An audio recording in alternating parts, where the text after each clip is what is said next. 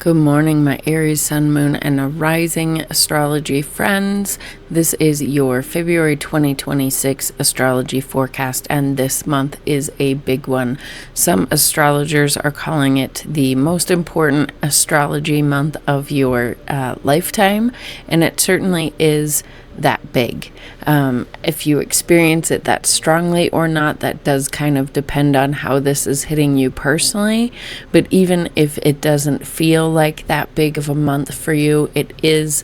The undertones of the month are indeed that big, and they're that big for you individually as well as for us as a collective overall. And that is because mainly of the Saturn-Neptune conjunction that is happening this month. And while that conjunction does happen every 35 years or so, it's never happened in history at the 0-degree mark of Aries, the mark of the initiation point of the entire zodiac. That is the world point. It is, or one of the world points. It is the beginning seed point. So it is a very, very big deal. We also have eclipse season starting this month, which is a big deal, and that might bring some fated events into your life. So let's go ahead and get into it here in a second. If you're new here, thank you so much for joining. I'm Sarah at Life with Training Wheels, where I utilize Western tropical whole sign zodiac astrology and tarot and other spiritual health and wellness tools to get you to help you live your best life, to take control of your life, to recognize and release any self-limiting beliefs, self-sabotaging behavior, release any victim mindset that you are trapped in, and just helping you to learn about, see, and recognize yourself, and recognize that the power you have within you. So if that's something that sounds like you want to stick around for, a vibe you can vibe with, then I do encourage you to hit the like, subscribe, comment on this video, whatever you can do to engage, so that I will show up in your feed again. If you are returning, thank you so much for returning. Your continued support really means the world to me. And also, if you could give me a like, a comment, subscribe if you have not already, I would greatly appreciate it.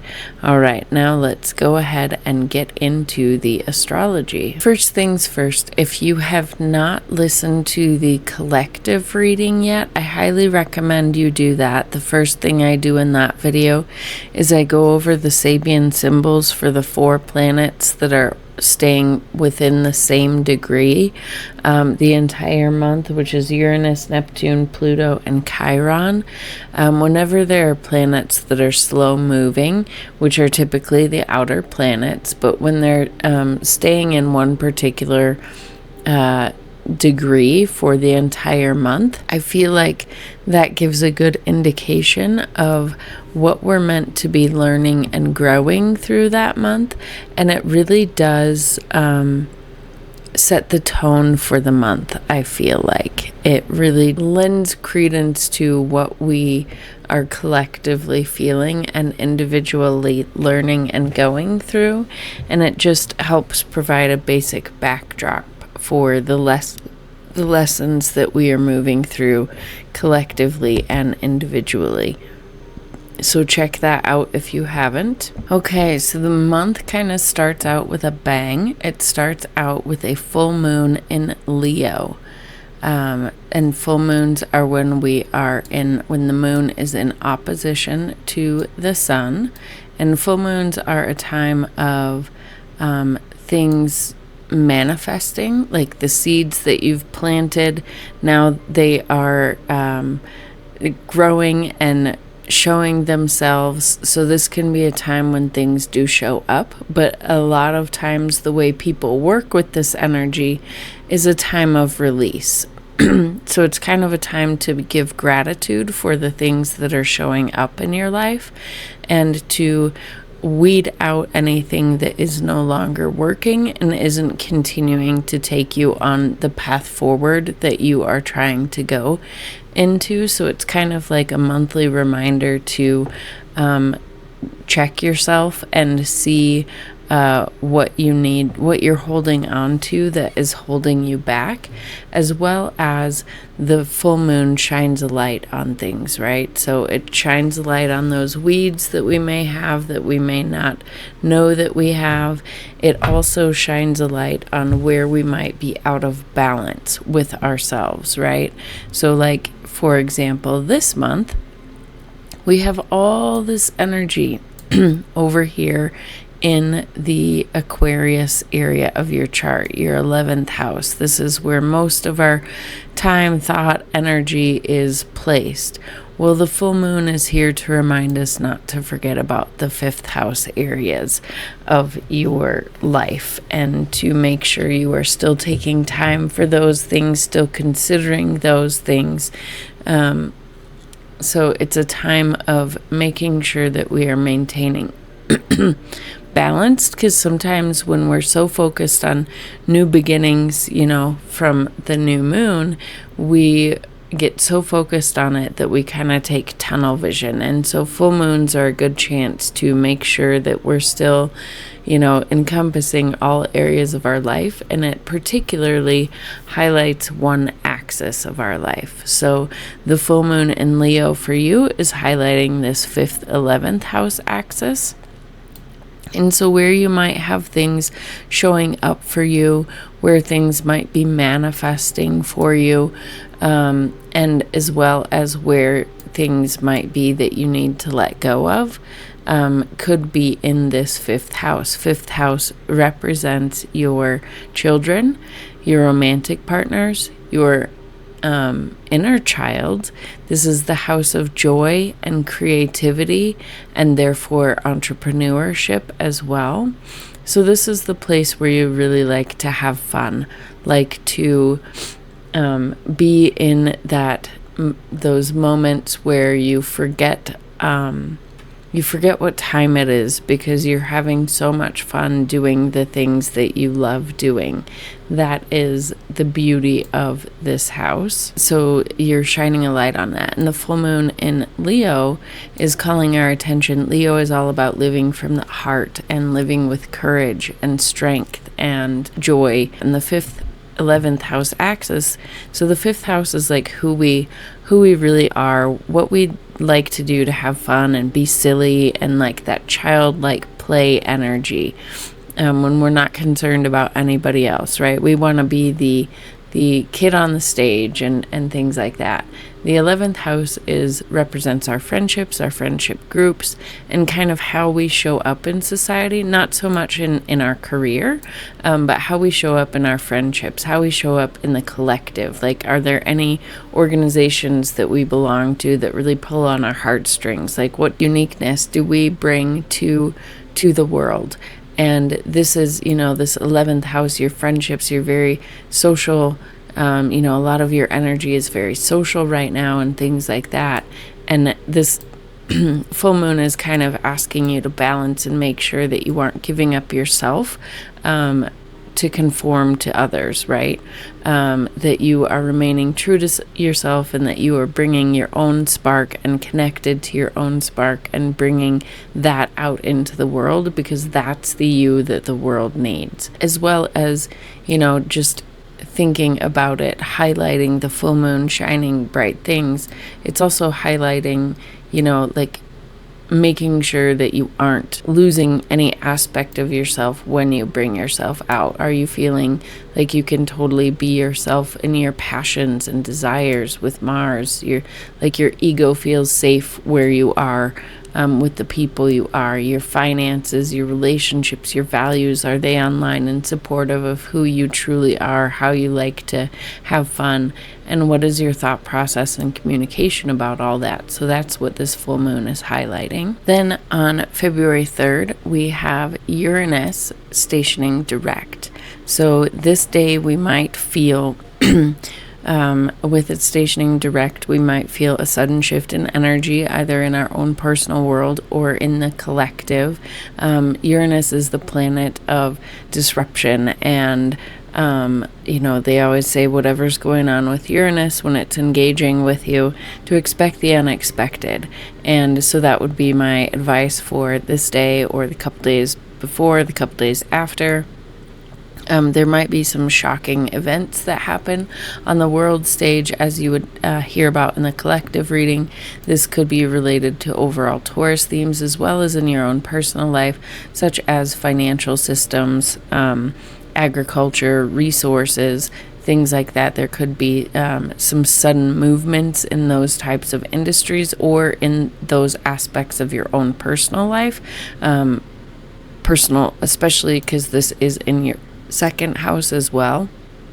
So there could be something unexpected happening in your finances, in your value system. Uranus doesn't just shake things up on the physical plane. It tends to be more like that in the earth sign of Taurus, but it also can be sudden insights. It's the higher octave of Mercury, so it's a very mental planet as well. So you could have like a sudden insight about something that you need to do in regards to your finances or your values or your resources or things like that. Like, oh, I need to put that in my budget, or oh, if I do this, like it could be, or you could have like a sudden windfall or a sudden expense that comes up. Like there could be something sudden that comes up with this change in direction. So just be aware of that. It does, have this trine over here, but it also is receiving a square from all these planets, which we'll talk about in a second. And squares are felt as a challenge point. But we'll get into that in just a second. But so on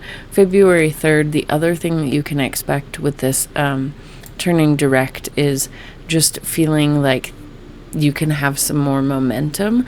Like things might feel like they're speeding up a little bit. Time might feel like it's speeding up a little bit. Your mind might feel like it's speeding up a little bit. And as it is the higher octave of Mercury, you may be finding some more mental clarity, especially as it relates to your finances, your resources, your inner value system. So then let's go back through and talk about these planets here in Aquarius, this stellium of planets in Aquarius. So like we talked about last month in the collective reading, these planets have, these personal planets have been moving in a stellium, which is very rare for them because they all last a different length of time in each sign.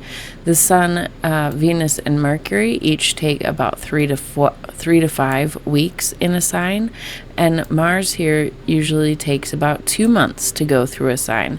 So the fact that they've been traveling together in a stellium for the first part of this year, January and February, is pretty rare, and it means that they're doing deep internal work, right? Last month, they all made a conjunction to the Sun, and then like Venus and Mars made a conjunction to each other, and so they've all had this like new seeding point, right? When planets make a conjunction with the Sun, it's a new birth. They're being rebirthed. So some seeds were planted last month in all these areas of your life. Basically all areas of your life, we're getting a birthing, and in the sign of Capricorn, which is where we work hard for things. It's a foundation for you personally. It is in your 10th house, so maybe some seeding points were planted for you in regards to your career, your work, your public reputation. And then at the end of the month, they moved into Aquarius, where they each took turns making a conjunction with Pluto, which is the planet of transformation. So it's like this birthing point, and then going through doing the deep work of weeding out anything that's going to stand in your way of achieving these new seeds that had been planted. Well, the path is kind of continuing with these. So these planets, as they make their way through Aquarius, they're going to be making several important conversations with the other planets. So the first thing that they are going to be doing is they are each going to be making a sextile here to Chiron and Aries. And one reason why I feel this is beautiful is, number one, we've been doing a lot of working with Chiron and healing our wounded I am energy, right? Chiron has been here for quite a while. We've been doing this hard work of figuring out where we keep ourselves small for the sake of others, where we don't feel like we can be our true authentic self. And we've been doing a lot of healing work regarding that, and regarding feeling like we're enough and like we can take up the space that we are here to take up, right? And so this sextile, Aquarius is number one, where we want to step out of the box. Like, it's that energy, it's revolutionary energy, and this healing energy coming to your first house of I am, like healing your wounds of I am, is coming from your friends and your friend groups and the organizations that you belong to and how you show up in the world. So, you're gonna be getting a sextile with Mercury, kind of helping you see how you might be able to think outside of the box, or helping you see where your friends and what friends help you and support you being who you truly are. Venus is going to make this sextile to make sure your value system, your like the environment that you put yourself in, if you put yourself in a beautiful environment, or and your finances and your resources, making sure those are in your one-to-one intimate relationships, making sure those are supporting you in taking up the space that you need to take up. The sun is your ego, so making sure that your ego isn't too out of balance one way or the other in this sextile. And then Mars is your willpower, your motivation, your desires. So making sure that you feel safe and comfortable in your desires and showing them and expressing them, and just providing a lot of healing energy to this wounded I am. And then after that, they are each going to take a turn making a square to this Uranus. So besides February 3rd, when it makes the shift, when we might feel some overall energy, when these planets take turns making a square here, that will be an activation point for each of those days will be an activation point for this Uranus energy as well. So this could be bringing, each time these planets make a square, it could be bringing, a sudden opportunity, a sudden insight, something unexpected showing up, a way for you to break out of the box. But this involves, your value system, your finances, your resources, and your friends. So with a square there could be some tension points. And squares, they are tension points. They often require us to make a decision or make a change. Doesn't always have to be something big, right? It can be a small thing here and there, depending on how it's hitting your chart personally, or it might just be a little bit more background noise, might be an annoyance that you have to deal with, or something like that. How strongly these transits interact with you largely depends on where your natal planets fall. But regardless, this tension point is happening between your 11th house of friends and friend groups and how you show up in the world and your resources. So it's kind of like, are you subscribing to things that are not financially supportive of you? Are you participating in groups that are no longer aligned with your value? Are the groups that you want to be a part of? Are you, this could be sudden friendships suddenly leaving, or this could be like friendships, new friendships suddenly coming into your awareness, like you finding your tribe, right? Finding the people that you vibe with. That could be that the people that you don't no longer vibe with kind of disappear and fade away, or it could be that the people that you are going to vibe with in the future suddenly show up in your life. So this could be one of those things where you don't realize something big happened until later in hindsight. But so each of these planets will bring a little bit different feel of the tension point, but there will be several of these tension points where things might be leaving or showing up, or something unexpected with them happening. Then these planets will all be moving into your 12th house, into Pisces. And so this is when the stellium will end up breaking up by the end of the month, because the first these personal planets, the Sun, Venus, and Mercury, will move into Pisces, but Mars is going to stay back and hang out in Aquarius a little bit longer. So we'll still have the stellium of personal planets, which still is a little bit rare, moving into Pisces, but Mars is going to stay back. But so as these planets move into Pisces, your energy and your focus is going to shift from your 11th house themes into more 12th house themes. So your energy might feel a little bit more depleted, because 12th house can literally be the house of rest and retreat, wanting to retreat from the world, wanting to collect and be in your own energy to figure things out. It also can be represents like those hidden aspects of society, like jails and addiction recovery institutes, spiritual retreat centers, things like that. So you may have opportunities coming to you to engage in one of those things, hopefully more on the positive side, like a spiritual retreat center or something like that.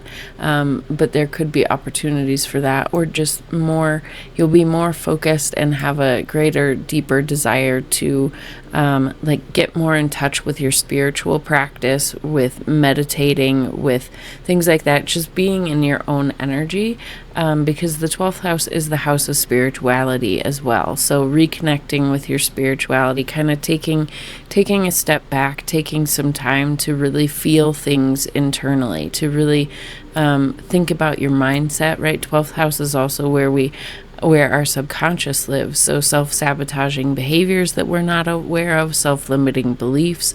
So as Mercury moves in here, those things might be coming into your awareness.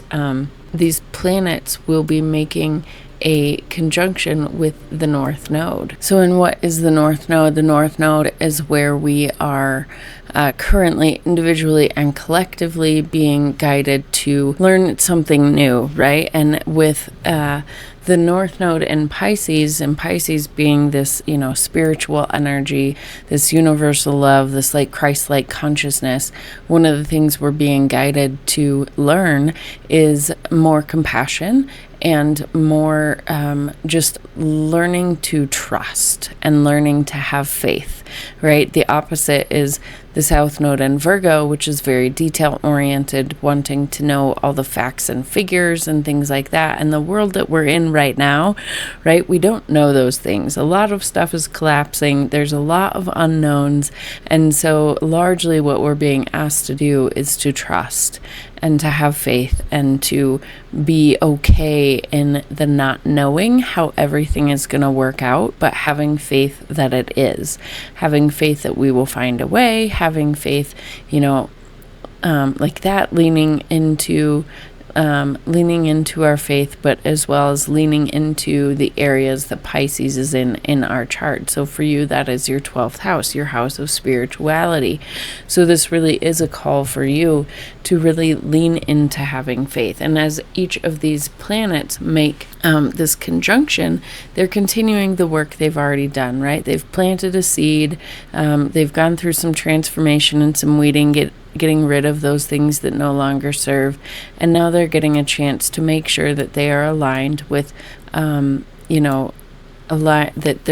the new seeds are aligned with their highest and best purpose for you, and as well as you're getting an opportunity to really learn to lean in and trust in those areas of life. Trust in your communication and your thought processes and the hints and insights that you're getting when Mercury makes that conjunction. And then with Venus, trusting that you will be taken care of financially and you'll find a way, and that your relationships are there to support you, and making sure that what you're doing financially and the relationships that you're in are aligned with you spiritually as well, right?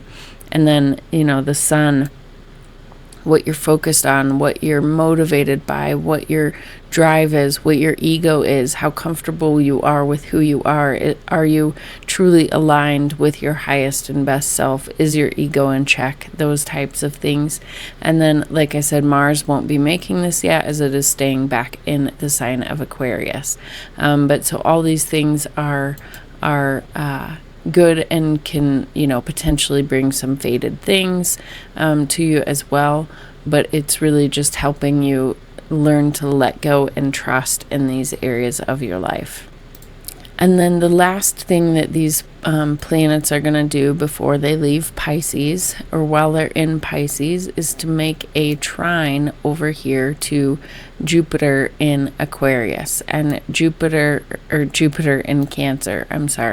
And this is in your 4th house of home and family, and as well as like your retreat center, right, where you go and feel like you are in sanctuary and feel safe and retreat from the world, not so much in like a meditation and a sleep type of way, but more of a like, where do you retreat in the world physically?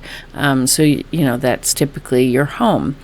So this would represent your home, can also represent your relationship with your mother, things like that. But so all the personal planets will be making a trine from your 12th house, the house of unconscious, subconscious, limiting beliefs, like subconscious patterning, with the 4th house. And the 4th house also has a lot to do with our subconscious patterning as well, because the 4th house represents, like how we grew up. It represents not only our current home, but the home that we grew up in. So, and this is where we develop a lot of those subconscious limiting beliefs, belief systems that we developed when we were children that kept us safe, that may no longer be keeping us safe and may be actually holding us back. So there could be, as these planets make a trine for you, there could be a lot of subconscious things coming to your conscious awareness. There could be a lot of limiting beliefs that you're working on, or just working on your emotional safety and how to disengage from the world and be in your own energetic bubble. I really feel like this is a time that Jupiter is teaching us, a lot of us, this practice of learning how to maintain our own energetic bubble so that we don't let the noise of other people's moods or what is going on in the world affect our own peace, right? Maintaining the peace of our own energetic bubble. So there could be a lot of that going on with this trine. Jupiter also wants to bring abundance and opportunities. In retrograde, it could bring back past opportunities, right? So an ancestry, and with this being the sign of spirituality, maybe in your dreams or something, you have some more visits from like last night, for instance, my dad who's passed showed up in a dream. I consider that, even though he didn't have any messages for me or anything in the dream, I consider that a visitation dream. So there could be something like that going on with your ancestry, visits from the past. But this could also just be, a lot of opportunities within the home. Maybe there's an opportunity for a place to rent or a place to buy that you passed on earlier on. Something like that, but it's more, I feel like, going to be internal type work, and just with Jupiter, like there's going to be an abundance of it. There's going to be perhaps some realizations that might bring opportunities later, right? Clearing out the clutter of your mind and really engaging with yourself, which will bring more opportunities to you because things will be actually clearer. Okay, so then on Friday the 13th, we have Saturn entering Aries. And while this starts the conjunction of Neptune and Aries, that conjunction doesn't happen exactly until February 20th. But just the fact of Saturn moving into Aries, that's a big energy shift. And them being conjunct at 0 degrees, that perfecting on the 20th, this is a big deal. This is the once in a lifetime, once in history. As far as I know, this hasn't happened in history before, at least not up until 500 BC. Perhaps, 12,000 plus years ago. I have no idea. But as far as AstroSeek goes back, which is 500 BC, this has never happened at the 0 degree point. Now, Neptune and Saturn have come together in Aries, I believe, around the 1700s, but it was like the later degrees of Aries, not at this pivotal world point of 0 degrees Aries. This is the beginning of the zodiac. This is like the beginning of time, right?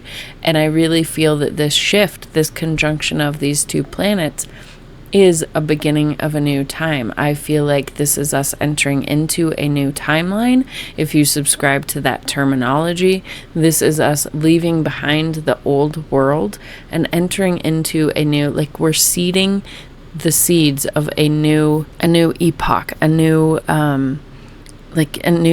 thousands of years cycles and way of living. Like I really feel like we are leaving the past, leaving the cycles that have been with us for thousands of years. We're leaving them behind. This is how big this turning point is. And on an individual level, like I said at the beginning, this may be felt very strongly for you, or it may feel like an under the surface fuzz, right? But it is, you can definitely feel the big shift in the collective, and where it's calling you to step into the new version of you just so happens to be in your first house of self. So, this can bring a little bit, because both of these can be, Neptune in its highest octave is us connecting to the spiritual world, to our higher selves, to God, to spirit, things like that. Dreaming up the very best versions of life that we can imagine, right? And Saturn and Neptune and its negative vibration, though, is like cloudiness, confusion, easily being deceived or manipulated, or things like that. And then Saturn, in its most positive vibration, it's just helping us. It's helping us ground things in, right? So these dreams and visions that we have, it's helping us bring that into our real existence. So on its best vibration, it is what helps us stay steady. It is what helps us have structure and boundaries and containers for things, and to help organize this life and to help it not be chaotic, right? But in its more negative aspect, it can feel like limitation, right? It can feel like suffocation. It can feel like we're being told no and not allowed to move forward, and it can bring struggle, and it's where we have to work hard. And so with these two combined, it can kind of bring some depression, so just watch out for that. But overall, what this is calling you to do is to take these dreams, these visions for who you want, with this in your first house, with who you want to be overall, ground that in. So this is a great time to do vision boards and things like that, because you really are birthing the new you. And all of us, wherever this falls in our chart, we're being called to show up and help society grow in these particular areas. And so your kind of job, I guess, and not so much career wise, right? Just who you are and how you are going to show up in the world more on a natural level, is going to be just being truly and authentically yourself, right? First house, you're gonna do amazing at healing this wounded I am, and help guide people how to not be afraid of being themselves, as well as the first house is the house of leadership, right? People are going to be looking to you as a leader, and you're really going to be stepping into that leadership role, how to initiate, how to start things, how to have the courage to do that. That's going to be ways that you can manifest and really bring this energy to life. So that is a big deal. Okay, and then February 17th, we have a new moon solar eclipse at 28 degrees of Aquarius. This is in your 11th house. It is a solar eclipse because it is within 16 degrees of the north node. So anytime there's a new or a full moon within about 16 degrees of the north node or south node, that is when eclipses happen. So this is the first Aquarius annual solar eclipse. What do eclipses, well, first, what do new moons bring, right? New moons are new seeding points. They're when we plant new seeds of intention, new ideas, have new things maybe not showing up for us yet, but it is the birthing of a new beginning, right? So there may be opportunities coming into your awareness about 11th house things, which we'll get into in a second. And then what does an eclipse mean, right? So an eclipse is with the north node. So north node brings new things as well. South node is more about letting things go. North node is bringing in new things for you, bringing in new opportunities, stretching you, helping you go places you haven't been before. So they may feel a little awkward, they may feel a little uncomfortable, but it is bringing you new opportunities, new things that you are meant to go towards. So with this being new moon energy and north node energy, the opportunity and the things that are showing up, right? With North Node, it's kind of like Uranus. Eclipses are kind of like Uranus energy. Like you never know, you can't really plan on what might be showing up for you because it's very fated.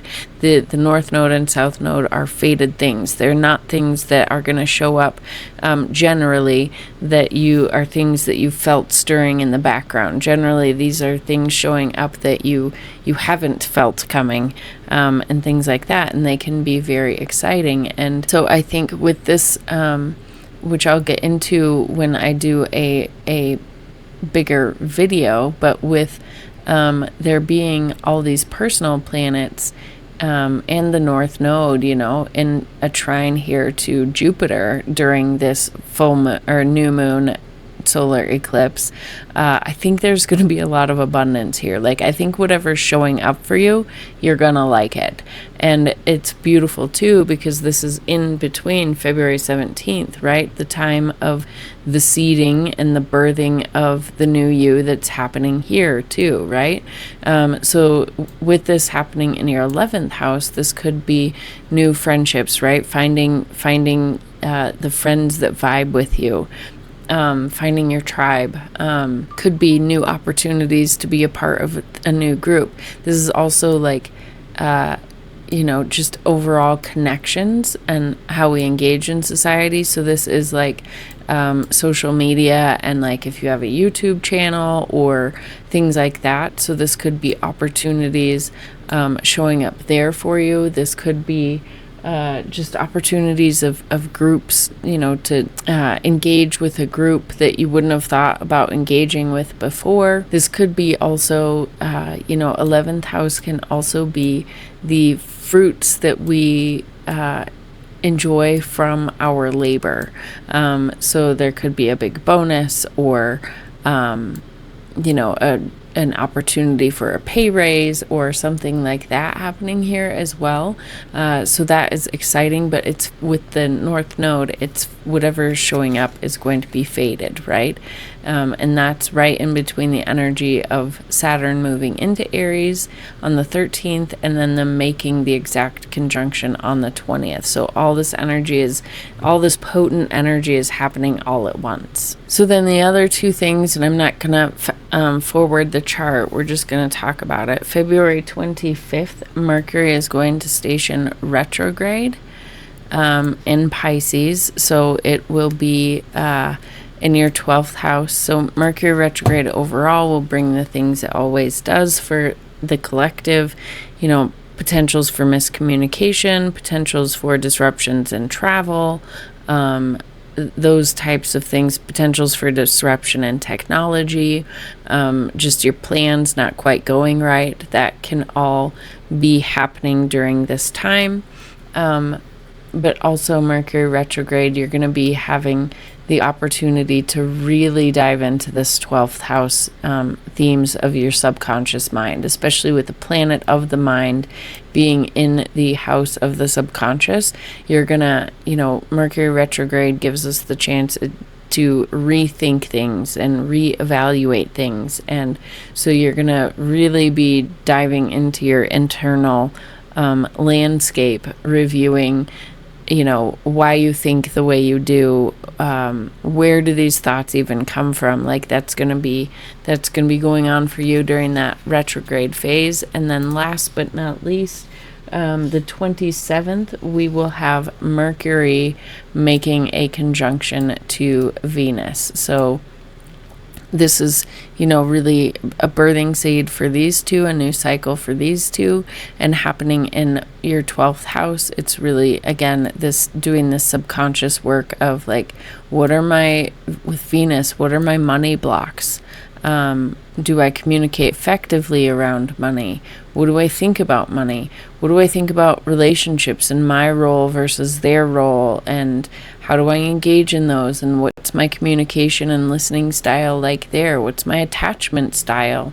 Those types of things are going to be on your mind with the Mercury conjunct Venus, and it'll give you an opportunity to make sure that you're aligned with who you want to be, and bring new insights into those areas of your life, which is exciting. So that is it for the February 2026 astrology.